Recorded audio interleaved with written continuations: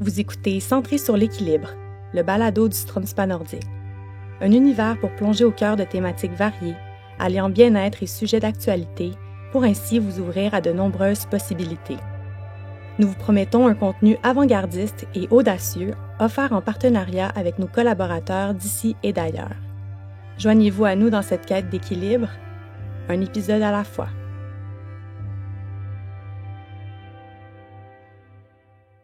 Dans cet épisode, on s'entretient avec Charlotte Baudet, coordonnatrice clinique au service info-aidant de l'organisme L'Appui pour les proches aidants.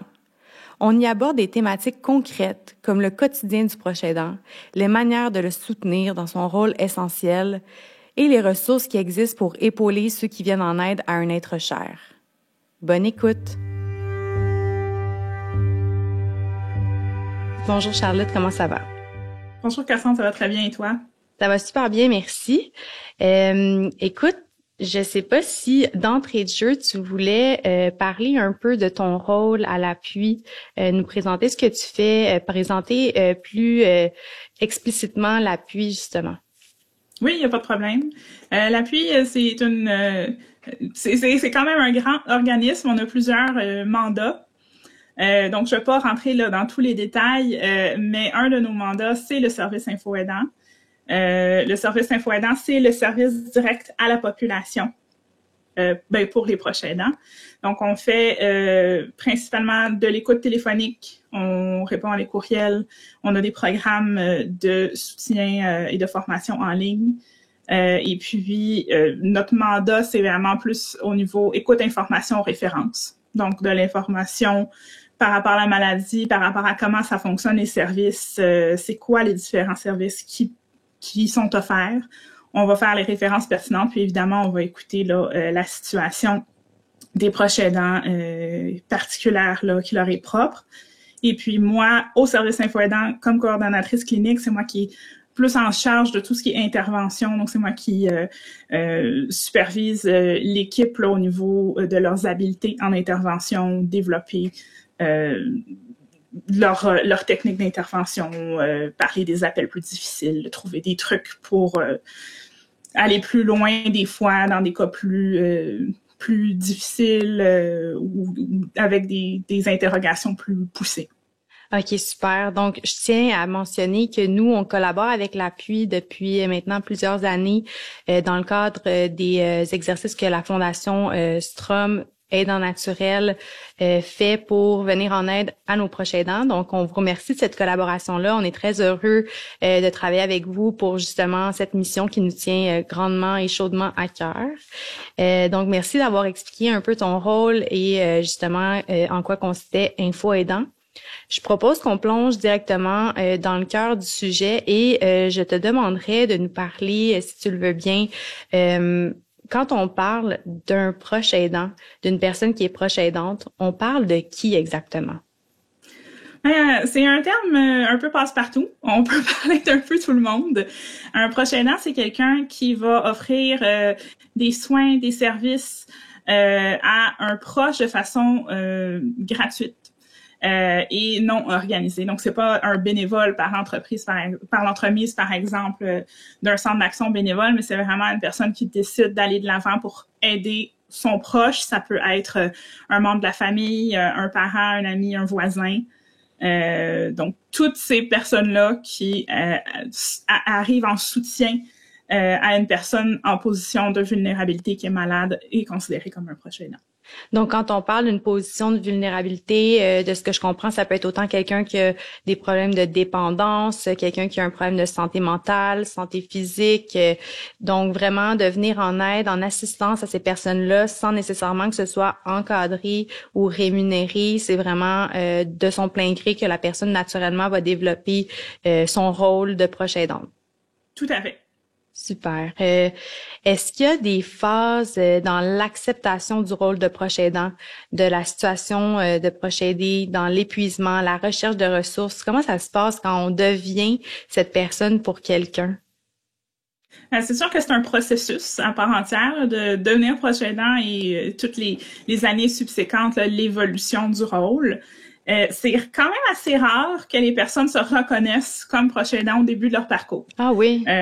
Donc, nous, on le voit d'ailleurs là au service Info Aidant. Les gens nous appellent, ça fait souvent déjà 2, 3, 4 ans qu'ils sont proches aidants.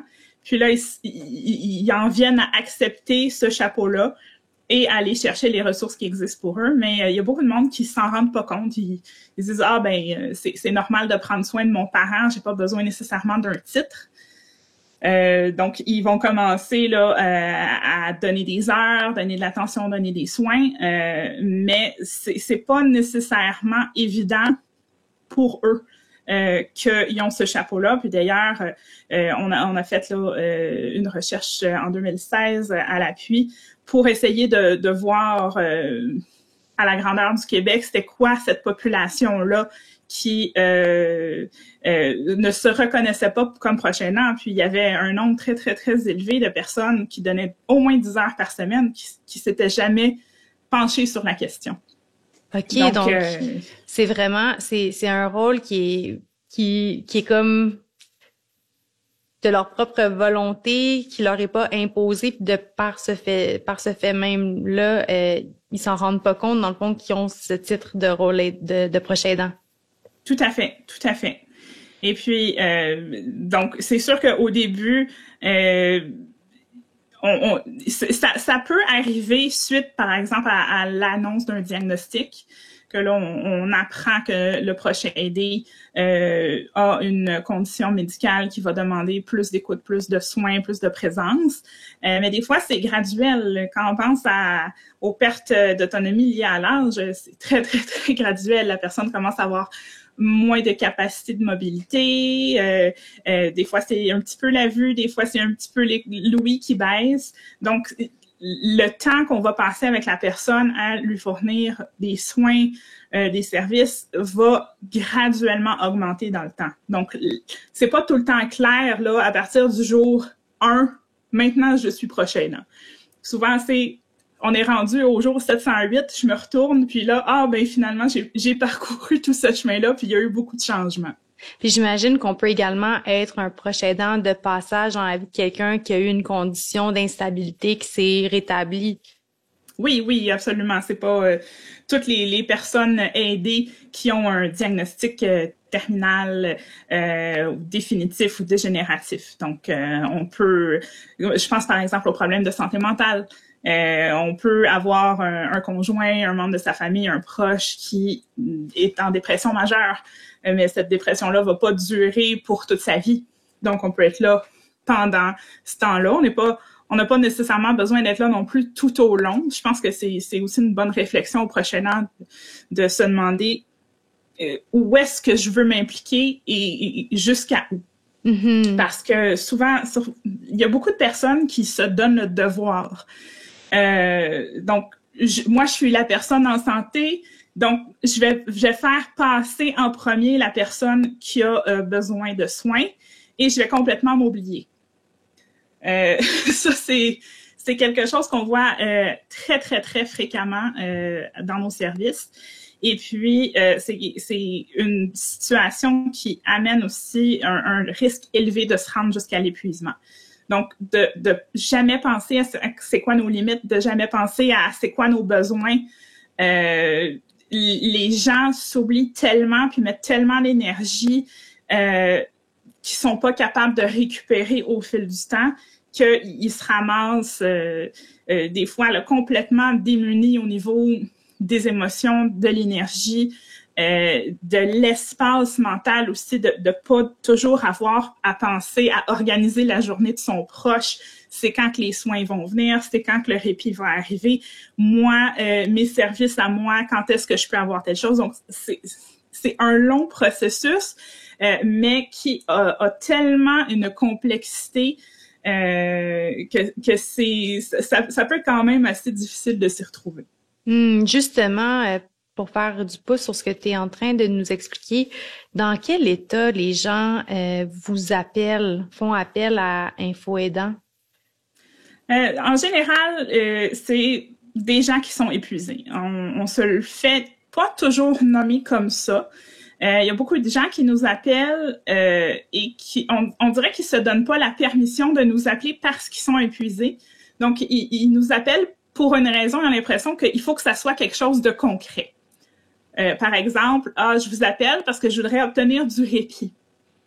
Donc, les personnes ont l'impression que ça leur donne plus là, la validité d'appeler, alors que s'ils nous appellent juste pour nous dire « je suis plus capable, je suis épuisée, je sais pas quoi faire », c'est tout aussi valide comme raison. Mm-hmm. Puis souvent, quand les gens nous demandent du répit, ben la raison derrière, c'est « je suis fatiguée, j'ai besoin d'avoir un moment pour moi ». Donc, ça se rejoint quand même beaucoup. Oui, c'est quelque chose qu'on voit énormément. Il n'y a pas beaucoup de personnes qui nous appellent pour nous dire « bon, ben demain matin, je deviens proche aidant, où est-ce que je commence? » Donc, ce que je comprends, c'est que les gens n'ont pas le réflexe de faire appel à vous en prévention, en planification de leur rôle. Ils le font pour obtenir de l'aide parce qu'il y a un essoufflement suite au don de soi, puis peut-être même l'oubli de sa personne pour assister l'autre. Exactement. J'entends aussi que les gens, appellent quand ils ont besoin d'un répit.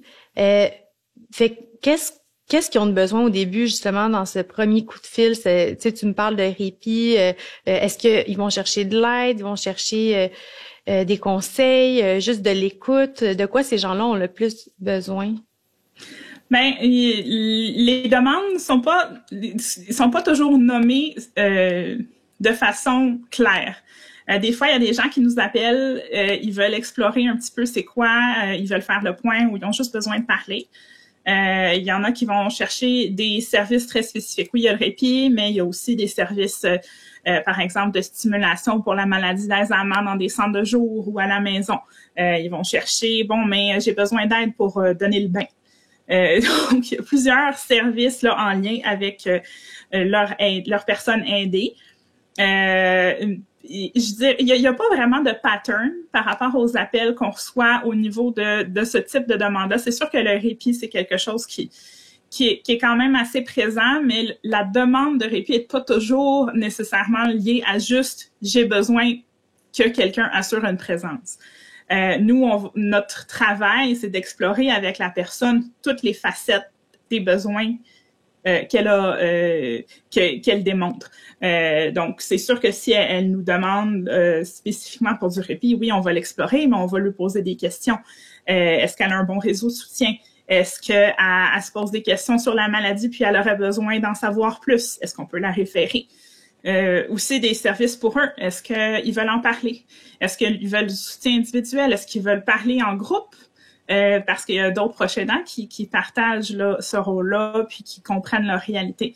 Donc, il y a toute cette dimension-là aussi que nous, on va aller explorer avec la personne pour être certain que quand l'appel ou le suivi se termine, qu'elle ait des ressources, qu'elle soit outillée, qu'elle ait un portefeuille d'endroits qu'elle pourrait utiliser et qui répondent à ses besoins en ce moment. Donc, je vois que vous avez une approche quand même systémique, donc qui prend en compte vraiment plusieurs facettes de la vie du proche aidant et du proche aidé. Tu m'as parlé un peu de ressources. Est-ce que tu pourrais m'en nommer? Je sais que c'est différent pour chaque cas, mais des ressources là qui sont convoitées par les proches aidants ou qui peuvent être bénéfiques pour les proches aidés. C'est sûr que nous, on offre des services à la grandeur du Québec. Donc, une personne qui habite à Joliette, comparé à une personne qui habite à Gatineau ou sur la Côte-Nord, les références vont être différentes. Il n'y a pas beaucoup d'organismes qui desservent le Québec au complet. C'est sûr que quand on pense par exemple à l'Alzheimer, il y a les sociétés Alzheimer qui sont un peu partout au Québec. Sinon, il y a aussi le Centre Carpe Diem qui font des choses similaires. Dans chaque région, il y a des organismes spécifiques pour offrir du soutien aussi psychosocial pour les proches aidants. Il y a il y a plus de nuances quand on arrive au niveau des services de soutien à domicile parce que il y a des entreprises d'économie en soutien à domicile qui offrent différents services, mais ça dépend vraiment d'un organisme à l'autre. Donc, des fois, ils vont aller jusqu'à déneiger l'hiver, mais des fois, ça va être beaucoup plus limité selon l'offre. Puis évidemment, en ce moment, il y a une pénurie de main-d'œuvre. Donc, trouver des services et avoir accès avec les listes d'attente, avec le manque de main-d'œuvre, c'est aussi un défi qui s'ajoute à toute la gestion que les proches aidants ont à faire déjà au quotidien. Oui, c'est sûr. C'est sûr parce que bon, ça affecte tout le monde finalement cette pénurie de main-d'œuvre-là. Si on est une entreprise qui veut offrir un service en surplus, il faut quand même avoir les effectifs pour pouvoir offrir ce service-là. Il faut quand même assurer son service de base d'emblée, là. Donc, de ce que je comprends, c'est que vous êtes comme vous centralisez les appels pour par la suite donner les ressources en fonction de la géolocalisation de la personne. Donner les options. Tout à fait. On va lui demander dans quelle ville elle habite, son code postal. Puis nous, on a un répertoire d'ailleurs qui est accessible au public. Nous, on utilise ce répertoire-là aussi pour trouver les ressources qui correspondent le mieux aux besoins que la personne nous nomme et ceux qu'on constate aussi là, lors de l'appel. Donc, si je comprends bien, le Strom Spa nordique en fait partie, devient une ressource pour les gens qui sont avoisinants des 4 spas, là. En fait, le Strom Spa, comment ça fonctionne, le partenariat, c'est que la personne, lorsqu'elle s'inscrit, on le considère plus comme un programme que comme une ressource. OK. Parce que il y a la partie répit de j'ai besoin de peut-être faire surveiller mon proche, et il y a la partie je prends soin de moi. Donc c'est sûr que si la personne nous appelle puis que est dans le sud-ouest de Montréal ou dans le Vieux-Québec, proche de ces régions-là, elle nous dit j'ai besoin de prendre soin de moi. Est-ce qu'il y aurait un endroit qui offre des services ou un programme pour les proches aidants? C'est sûr qu'on va aller référer. Étant donné que la référence, l'inscription se fait sur le site du Strom Spa, à ce moment-là, c'est pas sur notre répertoire en ligne. Nous, on va en parler à la personne et elle pourra faire ses démarches. OK. Ah, mais c'est super. Je trouve ça pertinent d'en parler puisqu'on est quand même sur la plateforme qui nous unit présentement. Donc, c'est intéressant de voir comment on collabore ensemble puis de quelle façon les gens peuvent bénéficier de ce magnifique service qu'on offre en collaboration. Je voulais savoir aussi pour revenir un peu à la proche aidance, quand on est un proche aidant et qu'on est entouré de gens qui reconnaissent notre rôle, comment ces gens-là peuvent nous aider, nous supporter? C'est une bonne question parce que c'est pas une question qu'on a souvent. Et ça veut pas dire qu'il y a pas quelque chose à faire. Je pense que premièrement, c'est de constater tout ce que la personne fait. Son implication, je pense que la reconnaissance est extrêmement importante. Et puis, on veut prendre soin aussi de ces personnes-là. Ces proches aidants, là, sont des personnes qui sont à risque de fragilité là, au niveau, comme je disais tout à l'heure, de l'épuisement notamment. Donc, de leur demander comment est-ce que ça va, comment est-ce que tu vis ça pour vrai, de démontrer notre ouverture à parler de ce sujet-là. Parce qu'il y a beaucoup de proches aidants qui n'en parlent pas à leurs amis ou leur famille des défis que ça leur fait vivre parce qu'ils veulent pas alourdir leur relation. Ils veulent pas créer des malaises. Donc, ils n'ont pas tendance à en parler autour d'eux. Donc, juste de démontrer cette ouverture-là à si jamais tu veux en parler, je suis disponible pour ça, puis je vais te donner mon écoute, je vais te donner mon attention puis ma bienveillance. Ça, déjà, c'est un gros pas en avant. Est-ce que, selon toi, c'est un rôle qui est pris pour acquis par les autres? Je pense que oui. Je pense que une des raisons pour lesquelles les proches aidants sont pas tout le temps à l'aise d'en parler autour d'eux, c'est qu'ils ont peur du jugement. Parce que le rôle de proche aidant, c'est pas juste leur seul chapeau. Ils ont des emplois, ils ont des enfants, ils ont des familles, ils ont des amoureux, des amoureuses. Donc, il y a toute une complexité par rapport à ce que la personne vit.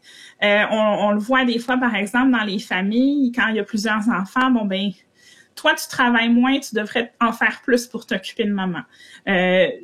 Ce genre de discours-là, on l'entend sur la ligne téléphonique.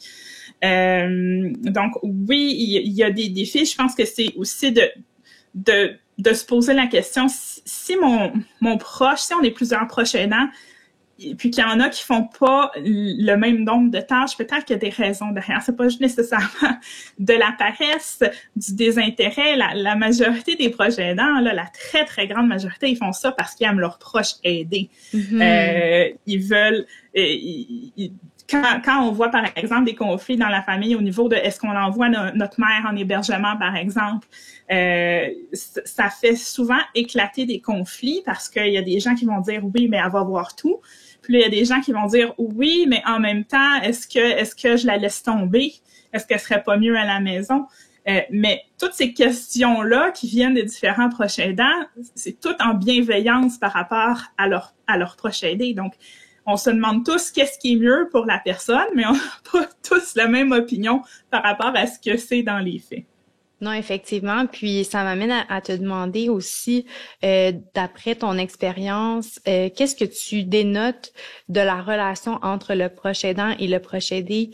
Tu as parlé de beaucoup de bienveillance, d'amour, d'attachement, j'imagine. Donc, pour se dédier avec corps et âme pour une personne, j'imagine qu'il faut avoir quand même un lien qui est fort. C'est sûr, il y a beaucoup de monde qui nous parle de comment ça a changé leur relation avec leurs proches, parce que ils voient une facette plus vulnérable. Il y a des moments aussi plus privilégiés. Je me rappelle, il y avait une dame qui me disait, par exemple, que elle a redécouvert la relation avec sa mère en commençant à lui donner son bain, parce que c'était un moment qu'elle avait jamais pu partager ce type oui, d'intimité, mais des fois, c'est par rapport à des aspects plus ludiques qu'on découvre une nouvelle facette à la personne qu'on aide. Donc oui, la partie relationnelle est très importante. C'est sûr aussi que il y a une partie où est-ce qu'on développe des forces. On va développer des habiletés, des choses qu'on n'a jamais fait avant, ou des choses que on s'est jamais rendu compte qu'on avait, notamment au niveau de l'organisation. Il y a des personnes qui m'ont dit, j'en reviens pas à quel point je suis capable de m'organiser, puis d'organiser un horaire, de gérer plein de choses en même temps. Donc, puis par rapport à la dynamique, c'est sûr que évidemment l'aider, lui, il peut bénéficier de son proche aidant, mais c'est pas juste de l'utiliser. La relation est plus soudée pour lui ou elle. Et puis, il y a aussi... C'est sûr que par rapport à toute relation, il peut y avoir des conflits des fois. Au niveau, par exemple, de ce qu'on aimerait que la personne accepte comme aide. Je pense justement là, au bain, à l'aide au bain. La plupart des personnes ont une hésitation quand ils sont rendus à recevoir de l'aide au bain. C'est pas facile là d'accepter de faire un striptease devant quelqu'un différent à toutes les semaines pour recevoir ce service-là. Oui, ça va aider le proche aidant qui, lui, c'est une tâche de moins à faire, mais il y a un autre côté à la médaille. Donc, il y a beaucoup d'habiletés de communication qui sont à développer aussi, pour qu'on fasse des compromis, pour qu'on trouve des terrains d'entente. Donc, cette partie-là, la communication, c'est un élément vraiment, vraiment important. Puis, ça me fait penser aussi, comme il y a beaucoup de vulnérabilité, nécessairement, il y a de la complicité qui se développe, il y a de la confiance aussi. Donc, j'imagine que c'est toutes des choses qui donnent quand même des beaux échanges, là, puis qui soudent les relations, qui peut même améliorer des relations. Il y a quand même du beau de ce que j'entends. Tout à fait. C'est sûr que c'est pas systématique. Tout le monde est différent. Toutes les relations sont différentes. Mais oui, il y a un potentiel. Puis pas juste dans la relation, juste aidant-aider. Mais des fois, dans la famille, on découvre des talents. Quand on travaille tous ensemble vers un but commun d'aider la personne qu'on aime, ça peut aussi souder les liens dans les membres de la famille autour entre les proches aidants eux-mêmes. Mm-hmm. Puis en même temps, il doit y avoir des deuils à faire au fil des étapes ou même des retrouvailles. Tu sais, par exemple, quelqu'un qui était dans un état dépressif ou un état altéré, puis qui revient un peu à la réalité ou à son état plus normal. J'imagine qu'il y a une certaine retrouvaille aussi qui peut être festoyer, je sais pas si je peux me permettre de dire ça, mais quand on a perdu la personne qu'on aimait puis qu'on la retrouve, ça doit être vraiment précieux aussi comme moment. Tout à fait dans les justement là on parlait tout à l'heure là de la temporalité des fois c'est temporaire là, d'être proche aidant. Oui, dans ces cas-là il y a des situations aussi où est-ce que la maladie est dégénérative. Et c'est sûr que je pense par exemple à la maladie d'Alzheimer ou les autres troubles neurocognitifs majeurs, il y a beaucoup de gens qui craignent que la personne les oublie. Mais ce qu'on voit, c'est le potentiel de redécouvrir la personne malgré la maladie, au travers ce qu'elle traverse. Donc, je pense par exemple étant donné que les stratégies de communication, les aptitudes de communication de la personne qui a un trouble neurocognitif sont diminuées, elle peut pas dire j'ai besoin de ça, j'ai envie de telle affaire, je veux prendre telle décision. Donc, souvent, elle va avoir des comportements qui vont nous déranger, nous suivre partout, nous répéter la même question encore et encore et encore. Ce qui est intéressant quand on comprend ce type de maladie-là, c'est qu'est-ce que la personne veut vraiment derrière. Si elle me suit tout le temps, peut-être qu'elle veut juste pas, c'est pas parce qu'elle veut être fatigante, peut-être que c'est parce qu'elle a besoin d'être rassurée. Donc, on voit une forme plus pure des besoins, des émotions de la personne. Puis je pense que c'est aussi une étape, même s'il y a tout le bagage de la dégradation, c'est une facette qu'on est complètement privilégié de voir de la personne, de la voir un petit peu là à son plus vrai. Je sais pas si ça se dit comme ça, mais ce serait comme ça que je le nommerais. Avec beaucoup d'authenticité, sans filtre. Ouais. Exactement. C'est touchant. C'est touchant comme relation, le proche aidant et le proche aidé. Ça peut vraiment donner quelque chose de beau, quelque chose de vrai, comme tu dis, vraiment. Là. Je me demandais, en tant que coordonnatrice clinique, toi, tu es en contact avec des proches aidants au quotidien. Je voulais savoir, qu'est-ce que tu trouves qui est difficile dans ton travail? Ce que je constate le plus, c'est l'impuissance. L'impuissance là de pas avoir de contrôle sur la maladie, de pas avoir de contrôle sur comment ça évolue, sur les choix médicaux que la personne aidée va faire pour elle-même. Des fois, on est confronté à, oui, plusieurs membres de la famille qui sont en conflit. Des fois, ça va être, bon, ben au niveau de l'hébergement, est-ce que j'ai vraiment le choix? Donc, c'est vraiment quelque chose qui revient très, très, très fréquemment. Puis moi, comme coordonnatrice clinique, étant donné que j'ai beaucoup plus d'interactions avec les intervenants directement, ça m'est transféré aussi. Je sens souvent l'impuissance des intervenants. C'est difficile de recevoir une charge émotive où la personne nous dit « il n'y a pas d'issue ». Il n'y a pas de solution, j'ai pas de pouvoir, j'ai pas d'emprise sur ce qui se passe. Puis c'est sûr qu'il n'y a pas de baguette magique. On voudrait bien se trouver des solutions qui soient rapides et concrètes, mais la réalité c'est que on peut pas transférer du pouvoir sur ces différentes situations-là. Donc je pense que c'est ça qui ressort le plus. Puis, dans un deuxième temps, il y a aussi la notion de culpabilité. C'est une thématique qui revient très, très, très souvent. Je constate, par exemple, que j'atteins mes limites. Je me sens coupable d'y penser. Et je me sens coupable du potentiel que ça pourrait avoir comme impact sur mon proche en lui donnant moins de temps, lui donnant moins de soins. Donc, cette confrontation intérieure aussi, là, on l'entend vraiment, vraiment beaucoup. Donc ça, c'est quelque chose qui vous marque dans vos interventions.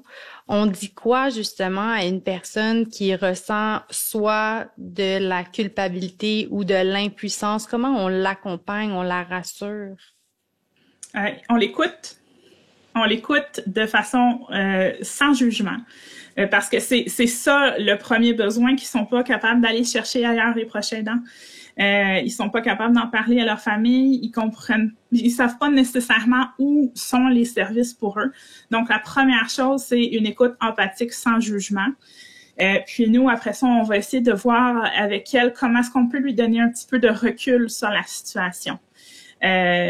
Parce que si c'est une situation dans laquelle elle n'a pas de pouvoir, donc elle est confrontée au fait que son proche est peut-être en fin de vie, par exemple, elle n'a pas d'impact sur comment est-ce que ça va se passer au fil des prochains mois.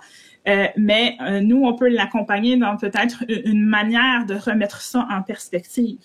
Peut-être que ce qui la stresse le plus, c'est les pensées qu'elle a, si elle, par exemple, elle se dit « Oh mon Dieu, mon proche va décéder bientôt, je sais pas quoi faire », puis elle a ces pensées-là qui reviennent sans arrêt, qui lui causent un stress, mais nous, on peut lui donner une autre perspective. Comment est-ce que on peut mieux se préparer, par exemple, à cette avenue-là? Est-ce qu'on a fait notre possible pour cette personne-là, puis est-ce qu'on est en paix avec ce qui se passe? Donc, c'est le genre de soutien que nous, on peut faire dans ce type de situation-là. Donc, beaucoup de bienveillance, de l'écoute sans jugement, une écoute empathique. Juste sentir que vous êtes disponible, dans le fond, pour accueillir la personne telle qu'elle est dans la situation qu'elle est en train de vivre. Tout à fait. Puis, il y a aussi beaucoup de questions qu'on a sur la confidentialité. Nos services sont complètement confidentiels. On partage pas d'informations avec la famille, avec l'aidé, avec les services, que ce soit le CLSC ou quoi que ce soit. Donc, la personne a un espace qui est complètement sécuritaire pour nous partager ce qu'elle vit. Donc, c'est très... j'imagine que ça doit être super bien accueilli de leur part, là. C'est très généreux de la part de vos intervenants là, d'avoir ce rôle-là dans la vie des proches aidants. Je voulais, en terminant, savoir si tu avais des choses qu'on n'avait pas abordées que tu aimerais partager avec nous concernant la proche aidance, ton rôle. J'aimerais bien parler un petit peu de comment est-ce qu'on peut s'outiller.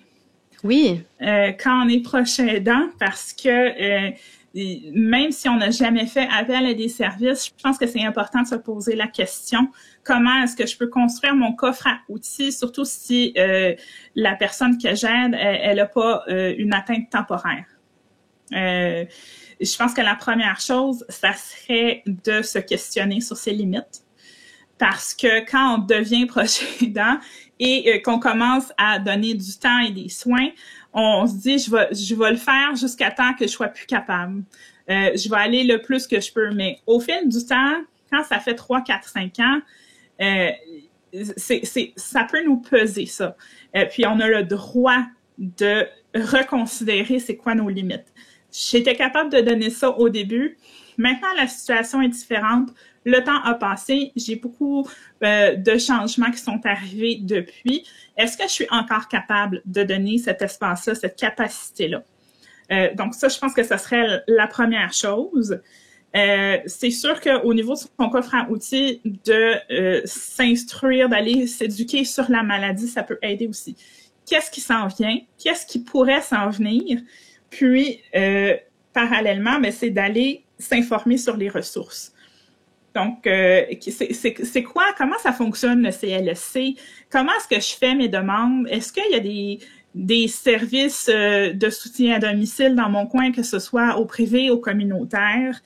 Et puis se familiariser avec ces ressources-là pour quand on va en avoir besoin. Je pense que tous ces éléments-là nous permettent là, d'avoir le meilleur filet de sécurité possible.